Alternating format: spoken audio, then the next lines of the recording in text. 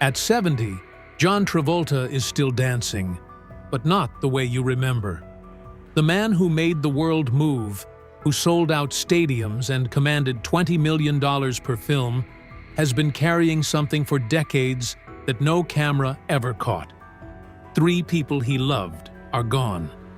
A career that crumbled, then rose, then faded again. And through all of it, he smiled for the cameras. But now, Travolta is talking.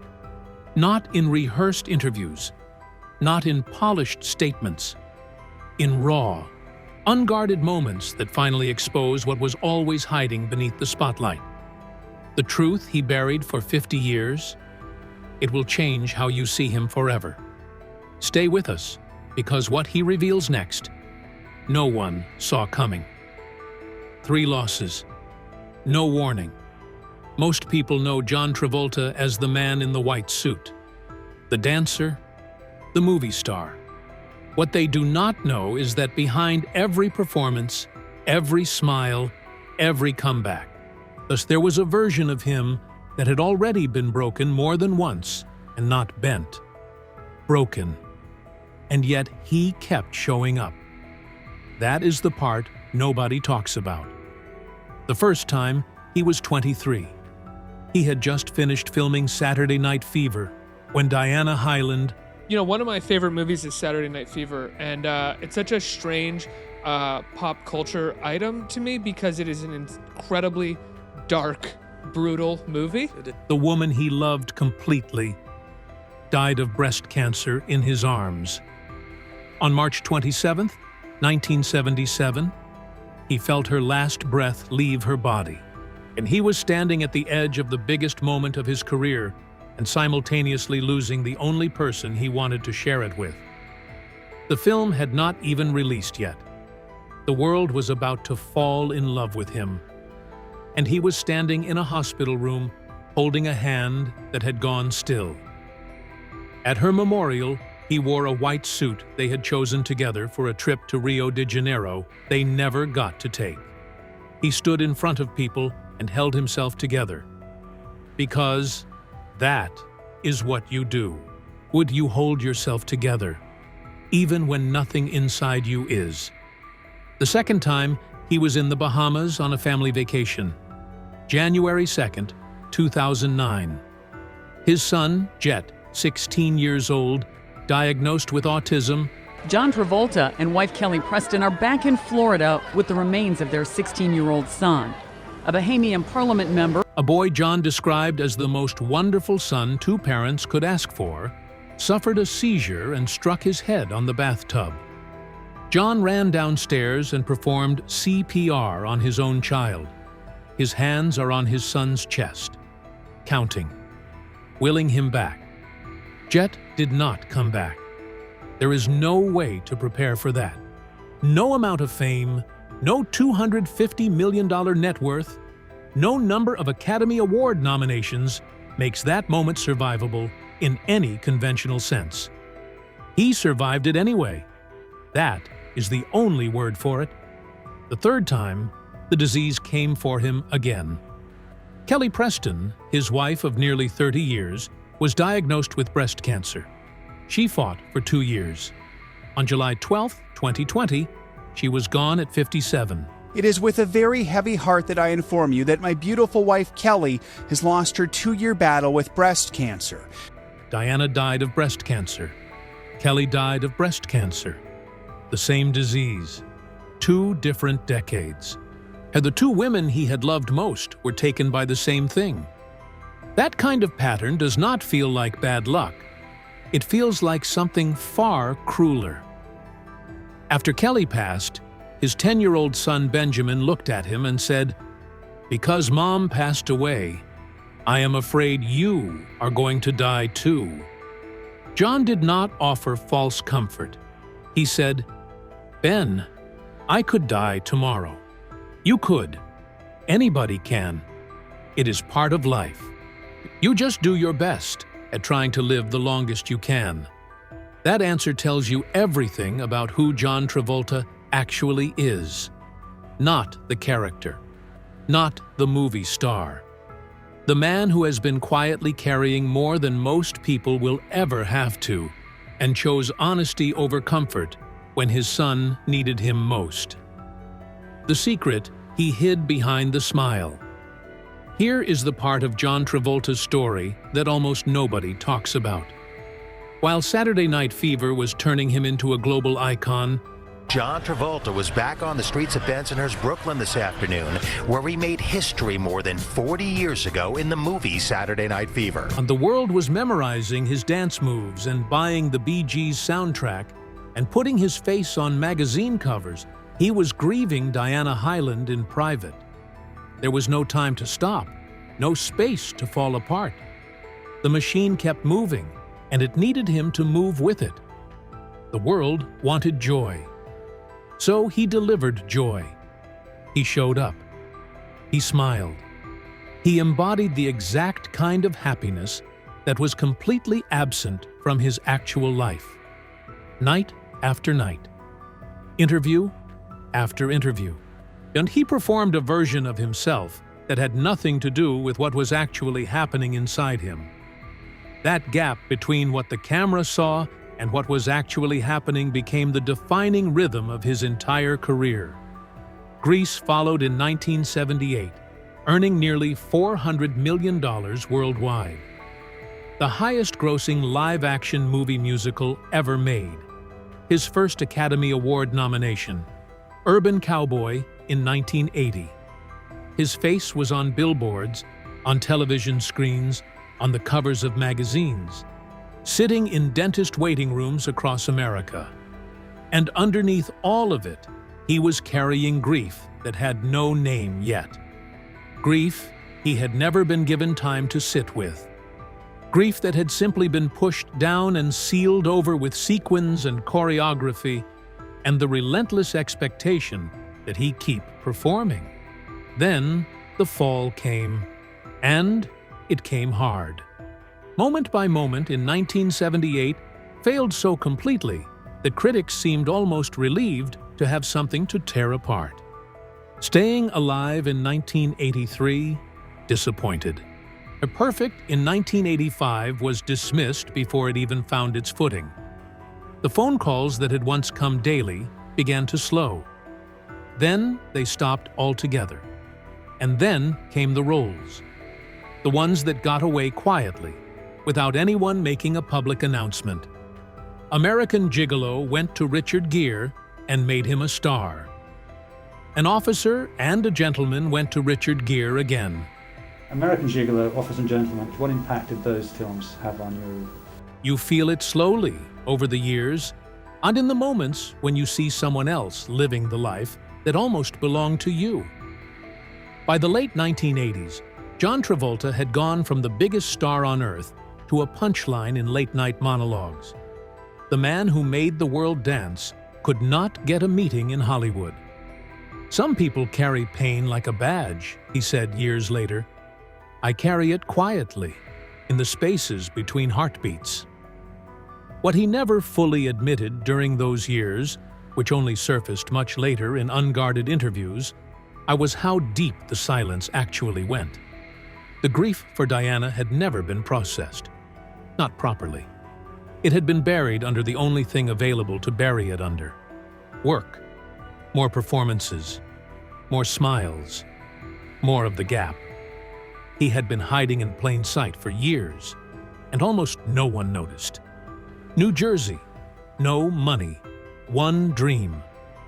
John Joseph Travolta was born on February 18, 1954, in Englewood, New Jersey, and he was the youngest of 6 children in a house that was always a little too crowded and never quite warm enough in winter.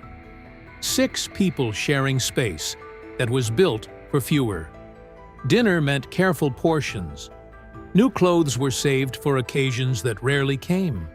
His older siblings' hand-me-downs arrived already worn, carrying the shape of someone else's life. This was not poverty that made the news. It was the quiet kind. The kind that just exists in the background of everything. Like a low hum you stop noticing after a while. His father, Salvatore, had once played semi-professional football. By the time John arrived, those days were long behind him.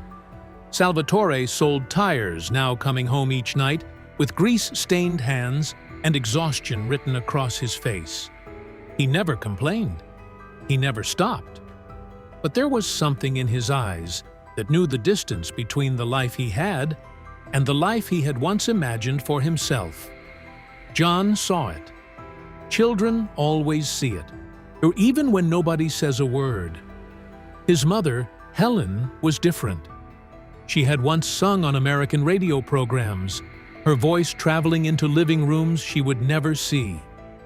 People she would never meet had listened to her in their kitchens, in their living rooms, on Sunday mornings. Then life rearranged itself the way it does, and she traded that stage for a high school classroom, teaching drama to teenagers who mostly did not care. The spotlight had moved on without her. She never forgot what it felt like to stand in it. So she put everything she had into her youngest son. She told John things that other parents would have been too cautious to say. Being poor is temporary, she said. Being ordinary is forever. The stage does not care about your address or your father's paycheck. It only cares about what you bring to it. Those words did not just encourage him, and they became the standard he measured every decision against for the rest of his life.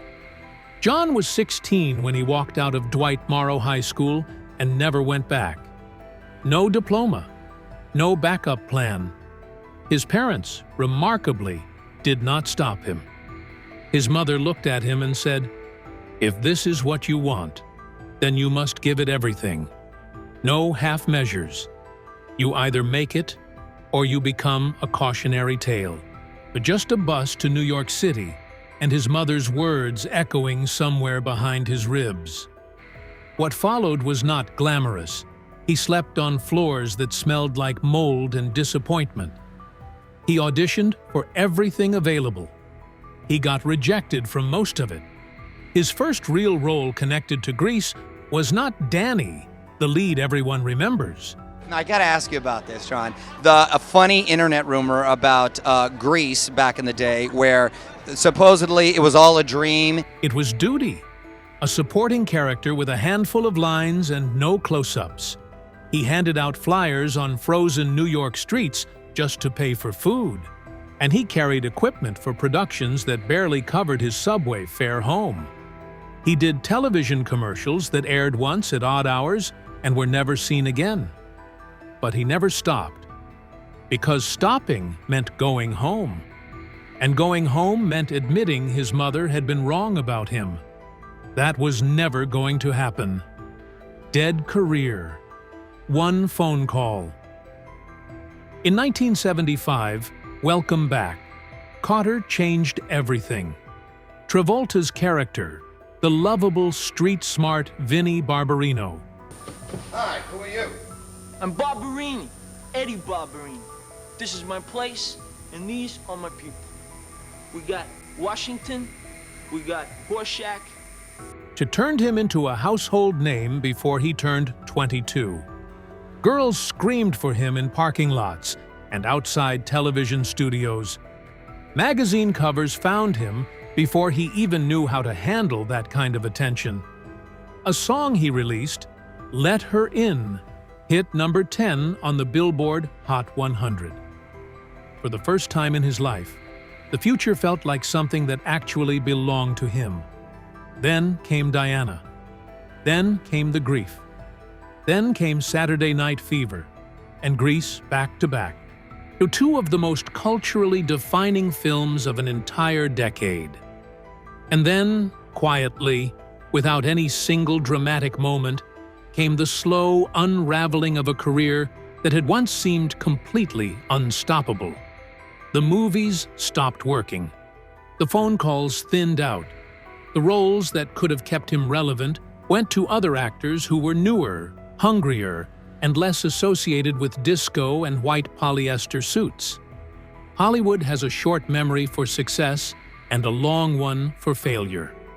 By the mid-1980s, a John Travolta had become both. By 1989, he was invisible to the industry that had once worshipped him. Not disliked, not controversial. Something worse is irrelevant. Look Who's Talking, a comedy built around a talking baby. Since that first movie, Kirstie Alley and John Travolta are together again. He became the couple we love to watch fall in love and raise a family in Look Who's Talking. Arrived that year and earned $297 million worldwide. It gave him a lifeline, not a comeback. There is a real difference between those two things. A comeback means you are back. A lifeline means you are still in the water, just no longer drowning. He made the sequels, and he stayed afloat. He kept his name in circulation, and he waited, the way only someone with genuine patience or genuine desperation can wait. Then Quentin Tarantino called. Tarantino wanted him for Pulp Fiction. The role, Vincent Vega, a heroin-addicted hitman with a philosophical streak, a sharp suit, and a dance scene that no one who has seen it has ever fully shaken. It was not a safe role. It was not the kind of thing you say yes to without sitting with it for a while. Travolta hesitated for 6 months. He turned it over in his head from every angle. He prayed about it. The people around him had opinions. Finally, he said yes, not because he was certain, but because he understood, somewhere deeper than logic, that this was the door. Maybe the last one. Pulp Fiction did not just revive his career. It rewrote what a Hollywood comeback could even look like. His chemistry with Samuel L. Jackson crackled off the screen. His dance with Uma Thurman, unhurried, strange, and completely alive, reminded every person watching that real charisma does not age. It waits. The film won the Palme d'Or at Cannes. Travolta earned his second Academy Award nomination. Get Shorty followed. Face/Off followed. He commanded $20 million per film. He had done what almost no one in Hollywood history has managed to do once, let alone twice: rise completely from the dead. But resurrection, as he already knew better than most, always costs something. At 70, still standing. So today, John Travolta lives at his estate in Ocala, Florida. His home sits beside a private runway. He owns multiple aircraft. Flying has been one of the only constants in a life that has had very few of them. When the roles dried up and the industry moved on and the phone stopped ringing, the sky was still there. It did not care about box office numbers. It did not have opinions about his career choices. It just opened up every time, the same way it always had. Something is telling about a man who finds peace at 40,000 feet. His net worth stands at approximately $250 million. His name is still recognized on every continent. Children who were not born when Saturday Night Fever was released know his face. And yet, by the industry's own cold measures, his career has gone quiet again. Recent films have earned almost nothing at the box office. The scripts have dried up the way they did in the late 1980s, slowly, then all at once. And the spotlight has moved to younger faces with cleaner slates and stories that have not been told yet. This is the part where most profiles of John Travolta turn melancholy, where the writer points to the silence and calls it a tragedy. But here is what is interesting. None of this seems to be what defines him anymore. Not the quiet career, not the faded spotlight, not the distance between who he was at 23 and who he is at 70. What defines him now is far simpler and far harder to measure. He raises Ella and Benjamin with the kind of attention 22-year-old daughter Ella and 11-year-old son Benjamin, whom he shares with late wife Kelly Preston. In the video, they took off on a private jet that only comes from a man who knows exactly how fast everything moves. Not the distracted, half-present attention of someone waiting for the next thing. The full kind. the kind that costs you something. He supports the Jet Travolta Foundation, which helps families navigating autism and seizure disorders, families who are living a version of what he once lived, who need someone to tell them it is survivable. And he posts tributes to Kelly and Jet on their birthdays, on anniversaries, on ordinary Tuesday mornings when grief does not bother waiting for a reason to show up. He keeps their memory alive, not because he cannot move forward, but because he has made a quiet decision that love does not expire just because the person does. The people who shaped you do not stop mattering the moment they stop being present. Applause fades, he once said. Trophies gather dust. But the people you love, to the moments you shared, these endure beyond everything else. He survived Diana at 23.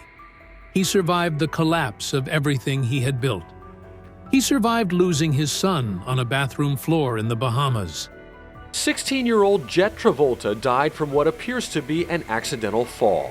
The teenager apparently hit his head on a bathtub in the family's vacation home. He survived watching his wife fight for 2 years and lose.